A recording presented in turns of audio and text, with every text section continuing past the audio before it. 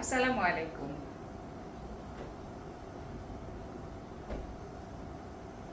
আমার ভীষণ নতুন ইউটিউব চ্যানেল স্টেম এইড এর গুগল অ্যানালিটিক্স অ্যানালাইসিস করে আমি সবচেয়ে ভালো রেসপন্স দেখতে পাচ্ছি আসলে আমার সোলার কন্টেন্টটা। এবং খুবই মজার ব্যাপার হচ্ছে ওটা আমার নিশ না, বাট ওটা আমার একটা পার্সোনাল হবি, আমার নিজের একটা শখের একটা প্রজেক্ট ছিল। কিন্তু ভিউয়ার্স মানে ক্লিক থ্রু রেট অ্যানালাইসিস করে দেখা যাচ্ছে যে ওখানেই তারা আসলে বারবার আসছে কন্টেন্ট আবার দেখার জন্য। সো মডারেট রেট ওখানে দেখা যাচ্ছে as compare to other contents. So আমার মনে হয় আমরা এই নিশটাতে একটু প্রগ্রেস করতে পারি আপনাদের ঘুরে ঘুরে বারবার ওটার প্রতি আগ্রহ দেখানোর কারণে। তো আজকে আসলে আমরা জানি যে আমাদের বাংলাদেশ জিওগ্রাফিক্যালি যেই এশিয়ার যেই পার্টটাতে আছে, আমরা আসলে সারা বছর জুড়ে একদম খুব সুন্দর সানলাইট পাই। তো সোলার আমাদের এখানে খুবই প্রমিনেন্ট এবং খুব সম্ভাবনাময় একটা খাত। আমরা সোলার পাওয়ার যদি করতে পারি, ইউজ করতে পারি, তাহলে সেটা আমাদের জন্য ভীষণ কল্যাণকর। তো আজকে আমরা সবারই প্রথমেই যেই কোয়েরিটা থাকে সেটা হচ্ছে আমার বাসায় আমি সোলার প্যানেল সেট আপ করবো। ক্যালকুলেশনের জন্য সবাই ফার্স্ট কনসালটেন্সিতে যেই প্রশ্নটা তার থেকেই যাচ্ছে, সে বুঝতে পারে আমাকে অনেক কিছু কিনতে হবে, কিন্তু সে আসলে পার্ট বাই পার্ট এগুলোকে আলাদা করতে পারে না যে আমার রিকোয়ারমেন্ট অনুযায়ী আমার কোন কোন ডিভাইসগুলো আসলে লাগবে, আমার স্কেলিং করব কিভাবে, আমার ক্যাপাসিটি কিভাবে হবে। এই জন্য প্রথমে একদম ভেরি বেসিক যে আমি লোড ক্যালকুলেশন, ব্যাকআপ টাইম, এগুলো কি করে ক্যালকুলেশন করব, ওই জায়গাটা আমি একটু ক্লিয়ার করতে চাই। আসলে সূর্য থেকে যে ফোটন এনার্জিটা আসে, সোলার প্যানেল ওই এনার্জিটাকে সানলাইট থেকে নিয়ে ও আসলে some form of DC electrical এনার্জিতে কনভার্ট করতে পারে। কিন্তু আমার সোলার প্যানেলের ভেতরে কোনো জায়গায় কিন্তু কোনো স্টোরেজ ক্যাপাসিটি নাই। সো আমি দিনের আলো ঠিক যেই সময় আমার একটা নির্দিষ্ট ইন্টেন্সিটিতে থাকে, বলা হয় যে 10টা থেকে 3টা 4টা 5টা সামারে, তো ওই সময়টুকু কিন্তু আমি কোনো ব্যাটারি ছাড়াই ওখান থেকে পাওয়ার নিয়ে আমি আমার ডিসি যেসব লোড আছে, লোড কি জিনিস, আমি যা চালাতে চাই সেটাই আমার লোড। হ্যাঁ, গাল ভরা কথা লোড মনে হলো, আমার ফ্যান যখন আমি চালাচ্ছি তখন ফ্যানটাই আমার লোড। যখন আমি লাইট চালাচ্ছি, বাল্ব জ্বালাচ্ছি, যখন ফ্রিজ চালাচ্ছি, যখন এসি চালাচ্ছি, যখন যা চালাচ্ছি তখন সেটাই লোড। যদি আমার ফ্যানটা এসি ডিসি দুইভাবেই ঘুরে, অথবা শুধু এসিতে চলে, ডিসিতে চলতে পারে না, সো আমার লোড যদি শুধু ডিসিতে চলে, ডিসি বাল্ব, তা আমার ওই বাল্বটা ডিসি লোড। আর যদি বাল্বটা এসিতে চালাই, আমাদের বাসার নর্মালি যে আমরা লাইটগুলো চালাচ্ছি এলইডি বাল্ব, এগুলো আমার এসি বাল্ব। তো এসি ডিসি পাওয়ার ট্রায়াঙ্গেল, এই কিছু বেসিক ব্যাপার বুঝলে আসলে, আর আমাদের বুঝতেই হবে আমরা আসলে 2026-এর নাগরিক, তাই না? আমরা যে যে ব্যাকগ্রাউন্ড থেকেই আসি, আমি আমি আমি বিশ্বাস করি আমরা সবাই এগুলো বুঝতে পারবো। তো একটা ব্যাটারি যখন আমি কিনে নিয়ে আসবো, যেহেতু আমার সূর্য আলো সন্ধ্যার পরে থাকবে না, তো আমি রাতের বেলায়ও যদি আমি আমার ওই প্যানেলটাকে বসিয়ে না রেখে আমি ওটাকে ইউজ করতে চাই, তাহলে আমাকে অবশ্যই একটা ব্যাকআপে কিছু রাখতে হবে, যে আমি নদী থেকে পানি তুলে আনছি, কলসে করে রাখছি, পরে কলস থেকে ঢেলে ঢেলে খাচ্ছি, বারবার আমাকে নদীতে যেতে হচ্ছে না। ব্যাপারটা এরকম যে ব্যাটারি আমার কেন লাগলো, সোলার প্যানেলের সাথে ব্যাটারির কি দরকার, যখন আমার এটা পিক লেভেল থেকে নেমে যাবে, আমি যখন আর আমার ডিভাইসকে চালাতে পারবো না, তখন আমি একটা ফেয়ারলি স্টেডি সাপ্লাই দিয়ে যাতে আমি আমার লোডটাকে চালাতে পারি আফটার মাগরিব। সো আমার কাছে একটা ব্যাটারি আছে। আজকে আমি ওই অংশটুকুতেই ফোকাস করতে চাচ্ছি যে আমি ব্যাটারি দেখে কিভাবে বুঝবো বা ব্যাটারি কিভাবে নির্ধারণ করব আমার লোডগুলোকে অপারেট করার জন্য। অথবা আমার একটা ফ্রিজ আছে, ধরে নিলাম এটা 1000 ওয়াট নেয়, তো এই ফ্রিজটাকে আমি আসলে কতক্ষণ চালাতে পারবো, এটা দিয়ে কতক্ষণ, আমি সারা রাত, মানে আমি সোলার কিনে নিয়ে আসছি দেখে কি আমি আসলে একেবারে 24 আওয়ার ইনসেসেন্ট পাওয়ার সাপ্লাই পাবো? আসলে এই ব্যাপারগুলো একটু বুঝে নেওয়ার দরকার আছে, যে আমি আমার অপটিমাম, আমার ক্যাপাসিটি কি করে আসলে ক্যালকুলেশন করি। প্রথমেই আমরা যখন একটা ব্যাটারিকে কিনে আনি, এই ব্যাটারিগুলো আসলে ভীষণ ওজন। এটা আমি কোথায় দেখাতে পারছি, আমরা যে 12 ভোল্টের ব্যাটারিগুলো আনি, যেটাকে পানি দিয়ে আসলে আমরা মেনটেনেন্স, এটা মেনটেনেন্স ফ্রি কারণ এটা পাউডার টাইপ। এবং আমরা যদি এখানে খেয়াল করি তাহলে এটা আসলে 30 অ্যাম্পিয়ার আওয়ার নামে এখানে কিছু একটা লেখা আছে, তাই না? আমরা এই ব্যাটারিটার এটা একটা সাবকলয়েডাল স্টোরেজ ব্যাটারি এবং এটা 12 ভোল্ট 30 অ্যাম্পিয়ার আওয়ার। এই ব্যাটারিটা এটা অনেক ওজন। হ্যাঁ, এটা আমার জন্য ইটস টু হেভি। দেখতে ছোট বাট খুব ইন্টেন্স ওয়েট। সো এটা 12 ভোল্ট আর 30 অ্যাম্পিয়ার আওয়ার। কখনো কখনো আমি এভাবে এটাকে লিখতে দেখি, আইএসআই স্ট্যান্ডার্ড অনুযায়ী আমাদেরকে আসলে এই upper case lower case select করতে হবে। তো আমার একটা ব্যাটারির দুইটা রিডিংই আমি দেখতে পাই, সে কত ভোল্ট আমাকে সাপ্লাই দিবে, 12 ভোল্ট, এবং ওই ব্যাটারিটার ক্যাপাসিটি কত অ্যাম্পিয়ার কারেন্ট, আর এই আওয়ার মানে 1 ঘন্টায় কত অ্যাম্পিয়ার কারেন্ট সে আমাকে সরবরাহ করে। তাহলে অ্যাম্পিয়ার আওয়ার হচ্ছে আমার ওই ব্যাটারির ক্যাপাসিটি। এখন আমার তার সাথে আরও একটা জিনিস যেটা আমরা হিসাব করি না ফেয়ারলি, বাট হিসাব করা প্রয়োজন, সেটা হচ্ছে পাওয়ার ফ্যাক্টর, cos থিটা। এই জিনিসটাও আমার আসলে একটা, আমি যেহেতু এগুলো পাওয়ার বা ভোল্টেজ এবং কারেন্টের গুণফলই পাওয়ার আমরা জানি, তাই না? তো আমার এই পাওয়ার ফ্যাক্টর সম্পর্কেও আসলে একটু জানতে হবে। আমি এই এক্সপ্লানেশনটুকু cos থিটা একটু পরে দিব এটার সাথে আলাদা করে, এবং আমার ভিডিওতে টাইম স্ট্যাম্প সেট করে দেবো, সো দ্যাট আপনার যদি শুধু ব্যাটারি ক্যাপাসিটি দেখার প্রয়োজন হয় আপনি এখানে ফোকাস করবেন। যদি আপনি পাওয়ার ফ্যাক্টরটুকু বুঝতে চান, যেটা ইলেকট্রিক্যাল স্টুডেন্টের এবং অন্যান্য ইঞ্জিনিয়ারিং স্টুডেন্টদের জন্য ম্যান্ডেটরি, সেটা আপনি ওখান থেকে দেখে নিতে পারবেন। সো আমার একটা ব্যাটারি আছে, সেটার আমি যখন ক্যাপাসিটি ক্যালকুলেশন করব তখন আমি আমার লোড চালাবো কতগুলো। লোডগুলো কারা?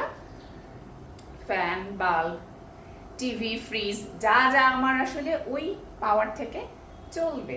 তো আমি মনে করলাম আমি এগুলো সব কিছু যোগ করে 300 ওয়াট মতন একটা, এর মধ্যে আমার ফ্যান, লাইট, আদার যা যা দরকার আছে এগুলো মিলে আমার একটা একদম রাউন্ড ফিগার 300 ওয়াটের আমি জিনিসপত্র চালাতে চাই। এখন আমার এই ব্যাটারিটা আমার এই 300 ওয়াটের জিনিসপত্র কত ঘন্টা চালাতে পারবে, কত ঘন্টা, সেই জিনিসটা তো আমার জানা প্রয়োজন, তাই না? আমি যদি ভেবে নিলাম যে এটা আমাকে সারা জীবন আনলিমিটেড পাওয়ার সাপ্লাই দিবে তাহলে হবে। তাহলে আমার একটা 12 ভোল্টের ব্যাটারি, ভালো কথা, 30 নিলাম না, আমি এই ভ্যালুগুলো চেঞ্জ করব এ কারণেই সো দ্যাট আপনি প্রতিটা প্যারামিটারের চেঞ্জটা ধরতে পারেন। আমার এটা 30 অ্যাম্পিয়ার আওয়ার ব্যাটারি আছে, এখানে আপনার 20 হতে পারে, এখানে 50 অ্যাম্পিয়ার আওয়ার হতে পারে। হ্যাঁ, ওটা ওর ক্যাপাসিটি নির্ধারণ করে। আর তাহলে 12-র সাথে আমার যদি 15 অ্যাম্পিয়ার আওয়ারওয়ালা একটা কোনো ব্যাটারি হয়, এবং এইখানে পাওয়ার ফ্যাক্টরটা আসলে ডিপেন্ড করে, তাই না, সিস্টেমের উপর ডিপেন্ড করে, এবং পাওয়ার ফ্যাক্টরের আইডিয়াল ভ্যালু 1 হওয়া উচিত। আমাদের দেশে বেশিরভাগ এটা অফার করে 0.8 ভ্যালু। সে কারণেই আমরা ভোল্টেজ আর কারেন্টকে গুণ করে পুরোপুরি যেই পাওয়ারটুকু আমার পাওয়ার কথা ছিল, মানে আমি যেটাকে দিয়ে চালাবো, আমার যা আছে, হ্যাঁ, আমার ক্যাপিটাল, সেই ক্যাপিটালটা কমে যায়। এটা কখনো আপনার 0.9 পর্যন্ত উঠে, মানে ভালো, 0.8-এর চেয়ে 0.9 মানে আমি পাওয়ার আরও বেশি ড্র করতে পারবো। এখানে 0.85ও আছে। সো এটা কিন্তু আসলে আইডিয়াল কেস 1, তারপরে এটা 0.8, 0.9, 0.85 এর মধ্যে এরকম করে এটা ভ্যারি করে আসলে। আমার 1 হওয়ার কথা, তারপরে এখানে 0.9, এখানে 0.8 দিলাম, মোটামুটি এর মধ্যেই পাওয়ার ফ্যাক্টরটা ভ্যারি করে। পাওয়ার ফ্যাক্টর এই জন্যই জানা দরকার যে আমরা আসলে একটা ব্যাটারি থেকে সবটুকু পাওয়ার নিয়ে নিতে পারি না। যদি সেটা করি তাহলে আমার ব্যাটারিটাতে পরবর্তীতে 0 থেকে চার্জ করতে আসলে আনইউজুয়ালি লঙ্গার টাইম লাগবে।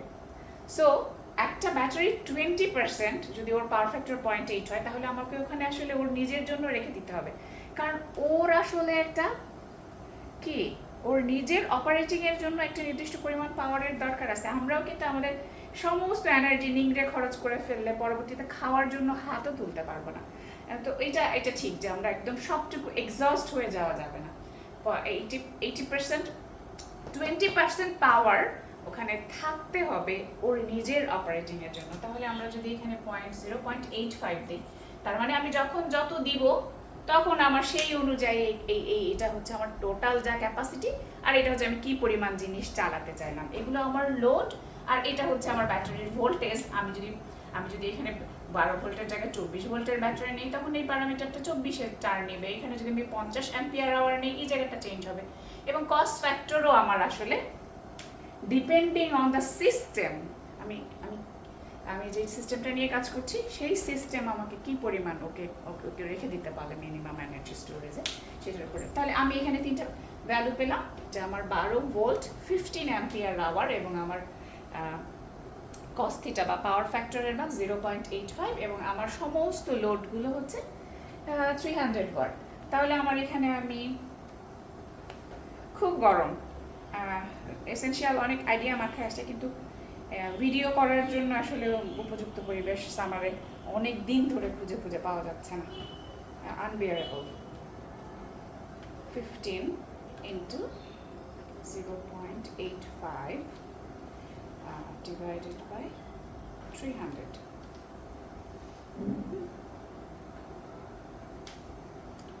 তাহলে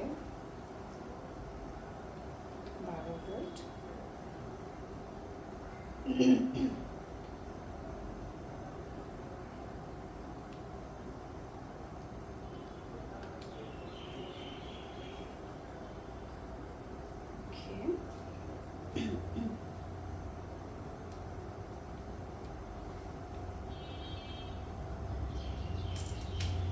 তাহলে আমি দেখতে পাচ্ছি আমি এতটুকু নিয়ে যদি বসি, তাহলে আমার এটা আসলে আধা ঘন্টার কাছাকাছি ব্যাকআপ দিবে। এর চেয়ে বেশি ব্যাকআপ সে দিতে পারছে না। আমার ব্যাকআপ টাইম খুবই অল্প, এত আওয়ার। এইবার এটা একটা র্যান্ডমলি চুজ ভ্যালু, যেহেতু এটা খুবই অল্প সময় ব্যাকআপ দিচ্ছে। এখন আমি যদি চাই যে আমার ব্যাকআপ টাইম আরো অনেক বেশি হবে, হ্যাঁ, তখন আমাকে কি করতে হবে? আমাকে এখানে আসলে বেশি ক্যাপাসিটির ব্যাটারি নিতে হবে, যাতে করে ও আর দীর্ঘক্ষণ, আমি কি কারণ করলে এই ভ্যালুটা ইনক্রিজ হতে পারে।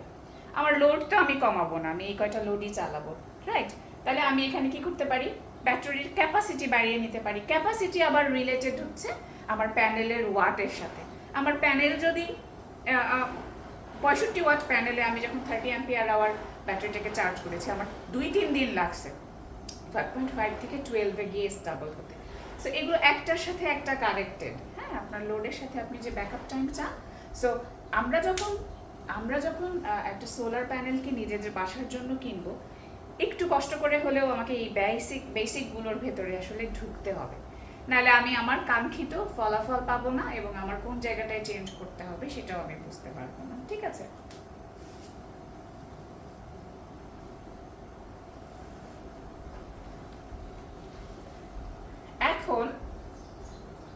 এখন আমি যদি মনে করি যে আমি আরো বেশিক্ষণ এখান থেকে আসলে 0.51, মাত্র এত অল্প সময় আমি ব্যাকআপ চাই না, আমি তখন এখানে কি করব?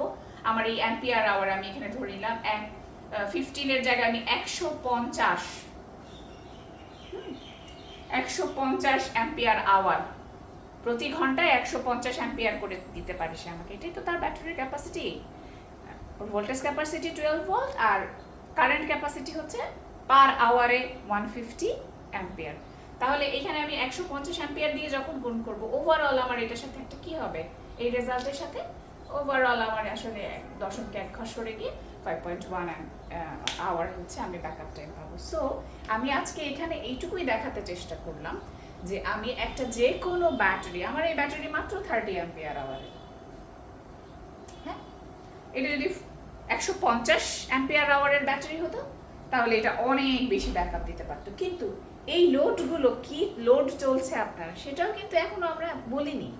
এটা গেল ওর একটা টাইম ক্যালকুলেশন, আমার ওয়াট ধরে। কিন্তু আমি যদি এসি চালাই, তখন কিন্তু আমার এখানে এই যে আমার সূর্যের আলো থেকে ডিসি আসলো, এটাকে একটা কনভার্ট করে এটাকে আমার এসি সিগন্যালে ট্রান্সফর্ম করে নিতে হবে, আমার সিগন্যাল জেনারেটর ম্যান্ডেটরি, তাই না?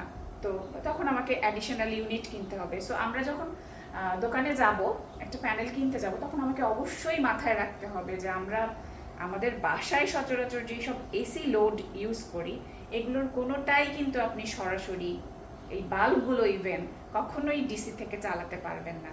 সো আপনাকে অবশ্যই ফেয়ার নলেজ থাকতে হবে এসি এবং ডিসি লোড সম্পর্কে। এবং এসি লোডের জন্য আপনার যে ব্লকগুলো আসবে, সেই ব্লকগুলো অবশ্যই বাড়তি লাগবে ডিসি লোড চালানোর চেয়ে। সো আমার এসিতে কিন্তু এসি সেট আপের জন্য কিন্তু অবশ্যই আমার খরচ অনেক বেশি হবে। এবং এই আমার স্টুডেন্টরাও বলে যে আমি পড়াতে গেলে আসলে সাবজেক্টের অনেক বাইরে বলি। এই যে আমি একটা কস্ট ফ্যাক্টর কস থিটা দিয়ে গুণ করে দিলাম আর বললাম যে তুমি ব্যাটারিতে অতটুকু পাওয়ার আসলে নিতে পারো না, কিন্তু আসলেই কি পাওয়ার ফ্যাক্টর ওইটাই বোঝাচ্ছিল না? একটু ডিপ ড্রাইভে গেলে আমরা কিন্তু এখানে আর একটু বেশি জিনিস দেখতে পাই। সেটা হচ্ছে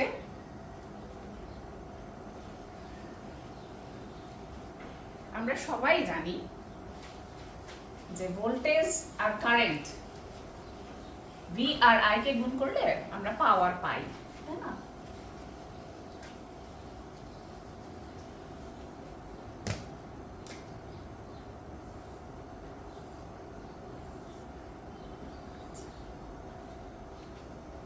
এবং আমরা এও জানি যে একটা কমপ্লেক্স নাম্বারগুলোর ক্ষেত্রে রেক্টেঙ্গুলার কোঅর্ডিনেটে সব সময় রিয়েল নাম্বারগুলো আসলে এক্স এক্সিস বরাবরই আমরা প্লট করি, তাই না? এক্স এক্সিসের যত ভ্যালুগুলো ওগুলো রিয়েল ভ্যালুগুলোকে রিপ্রেজেন্ট করে। আর ওয়াই এক্সিস বরাবর আমার যেগুলো থাকে ওগুলোর মধ্যে কিন্তু ইমাজিনারি আই মানে 90 ডিগ্রি শিফটের যেই ভ্যালুগুলো এগুলো থাকে ওয়াই এক্সিসে। তাহলে এই অংশটুকু এক্সিসে আমরা যদি এটাকে বোর্ডে প্লেস করি, তাহলে আমি আমার এক্স এক্সিস রেক্টেঙ্গুলার এক্স এক্সিসের এখানে রিয়েল ভ্যালুগুলো দিব, এইখানে আমার থাকবে হচ্ছে রিঅ্যাক্টিভ ভ্যালুগুলো, আর এইখানে থাকবে হচ্ছে আমার অ্যাপারেন্ট ভ্যালু। এবার আমার স্টুডেন্টরা যেই জিনিসটা পড়াতে গেলেই খুব নার্ভাস হয়ে যায় সেটা হচ্ছে এই যে ওয়াট, এখানে রিঅ্যাক্টিভ ওয়াট, এখানে অ্যাপারেন্ট ওয়াট, এই যে এই জিনিসগুলো আসবে এগুলোর ভেতরে ও আমরা জানি যে P সমান সমান V into I into cos of theta, right? Voltage current তার সাথে কস থিটা মিশে আছে। কস থিটার পুরো ভ্যালু যদি আমাকে সে 1 অফার করে, শুধুমাত্র ওই কেসে আমরা বলি হচ্ছে P ইকুয়াল টু VI, তাই না? বেশিরভাগ সময় তখন আমরা এটা ভুলেই যাই, যেমন ডিসির ক্ষেত্রে। কিন্তু যদি আমি এসি লোড চালাই আমাকে তখন এটা অবশ্যই কনসিডারেশনে আনতে হবে যে থিটার মান আমার কি আইডিয়ালি 1, কিন্তু সবসময় তো আমি 1 পাবো না। এই যে কস থিটা এখানে যদি থিটা হয়, তাই না, তাহলে এটা রিয়াল, এটা রিঅ্যাক্টিভ, আর এটা অ্যাপারেন্ট। নাম দেই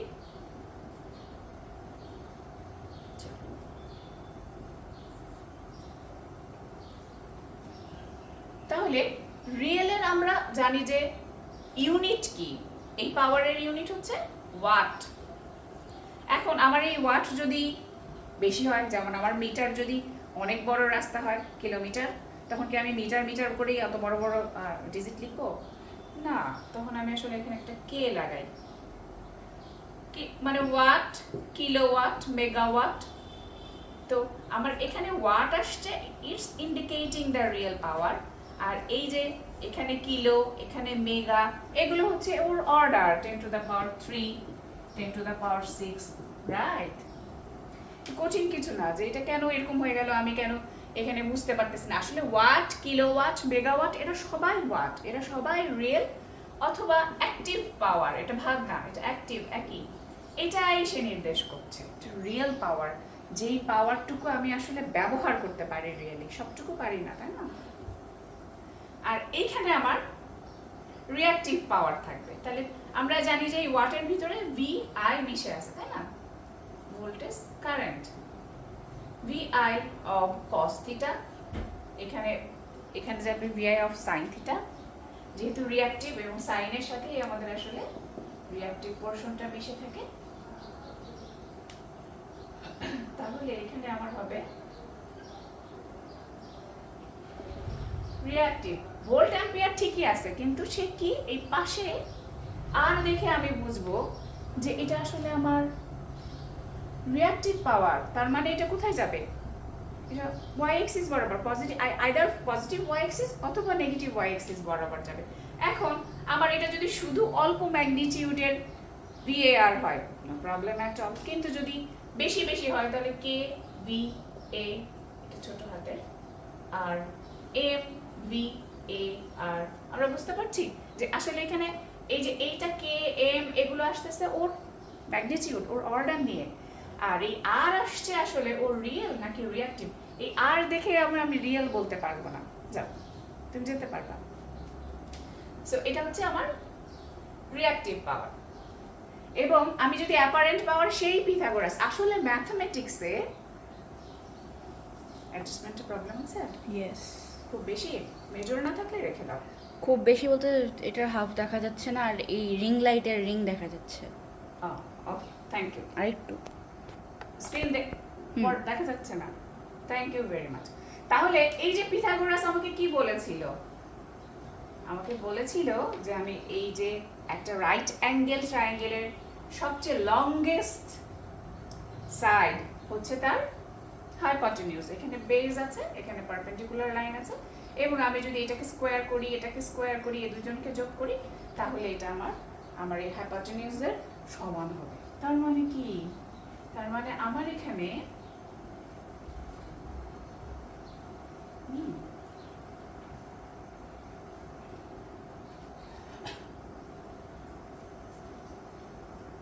এই যে আমার অ্যাপারেন্ট যে ভ্যালুটা হবে, এই অ্যাপারেন্ট ভ্যালুটা হবে আসলে KW square plus KVAR square. এটাকে যদি রুট ওভার করি, তারপরে গিয়ে আমি আসলে এই বাহুটার সি নেমিং করে দিলাম, তাহলে আমি এইটার আসলে তখন মান পেয়ে যাব। তাইলে আমি আসলে দেখতে পাইলাম যে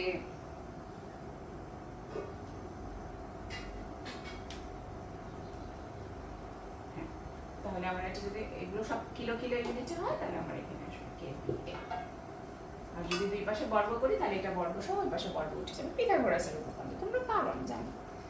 তাহলে আমরা দেখলাম যে রিয়েল, রিঅ্যাক্টিভ এবং অ্যাপারেন্ট ভ্যালু অনেক জায়গায় আমি দেখেছি এটাকে কিভাবে দেখায়, যে তুমি একটা চিপস কিনলা অথবা একটা পেপসির গ্লাসকে দেখাচ্ছে যে পেপসি গ্লাসে ঢালছি, এইটুকু পর্যন্ত রিয়েল পেপসি কন্টেন্ট আছে, এইটুকু ফোম, এইটুকু হচ্ছে ফোম, এইটুকু হচ্ছে আমার ড্রিঙ্কটুকু আসলে এটা হচ্ছে রিয়েল লিকুইড লেভেল, আর এই পুরোটাকেই আমি আসলে গ্লাসের ভেতরে আমি এটাকে পেপসি কন্টেন্ট করতেছি। তো এইখানে মজা করে যারা পড়ায় তারা বলে যে এইটুকু হচ্ছে তোমার রিয়েল অর অ্যাক্টিভ পার্ট, এই ফোমটুকু পুরোটাই রিঅ্যাক্টিভ, এবং এই পুরো পেপসি সহ এই পুরাটা হচ্ছে অ্যাপারেন্ট। সো আজকে আমরা real, reactive and apparent power সম্পর্কে একটু আলাপ করেছি, এবং আমরা জানি ট্রিকোনোমিতিতে কজ অফ থিটা, হ্যাঁ, এটাকে এটার ভ্যালু আমি যদি পেতে চাই তাহলে বেস এবং হাইপোটেনিউজ, হ্যাঁ, তাহলে আমার এখানে বেস আছে হচ্ছে রিয়েল পাওয়ার কিলোওয়াট, আর হাইপোটেনিউজ আছে হচ্ছে KVA, তাই তো? তাহলে এগুলো যদি আমি সবগুলোকে কেতে মার্ক করে নিই, মানে আমার অর্ডার যদি সব কিলো হয়, তাহলে আমার এটা কিলোওয়াট, KVAR, KVA।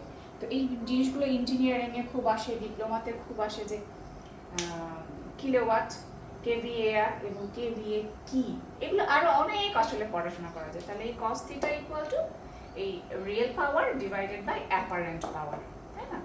এবং এই cos থিটার মান এইখানে, এই cos থিটা শুধু থিটা না, হ্যাঁ, মাইন্ড ইট। তো এটার মান আসলে 1.9, 0.85, 0.8 এরকম করে ভ্যারি করতে পারে ডিপেন্ডিং অন দ্য সিস্টেম এবং ডিপেন্ডিং অন দিস অ্যাঙ্গেল, যে ওদের মধ্যে কতটুকু লিড কতটুকু ল্যাগ হচ্ছে। আমি ভোল্টেজ সাপ্লাই দিয়েছি, বাট কারেন্ট যখন জেনারেট হলো একটা রিঅ্যাক্টিভ কম্পোনেন্টে, সে কখন গিয়ে তাকে ফলো করে ওই লেভেলে রিচ করতে পারলো। সো অনেক বেশি পড়ানো হয়ে গেল, তাই না? কিন্তু তোমরা কি ব্যাটারি ব্যাকআপ কিভাবে বের করবা, একটা যে কোনো ব্যাটারি নিয়ে সেটা কতক্ষণ তোমাকে আসলে ব্যাকআপ দিবে, ব্যাটারির ক্যাপাসিটি কিভাবে ক্যালকুলেশন করবে, সেটা কি বুঝতে পেরেছো? ঠিক আছে, বুঝতে পারলে অবশ্যই জানাবে, না বুঝতে পারলেও আমরা আবার ডিসকাস করব। ঠিক আছে, ভালো থাকবে, টেক কেয়ার, বাই বাই।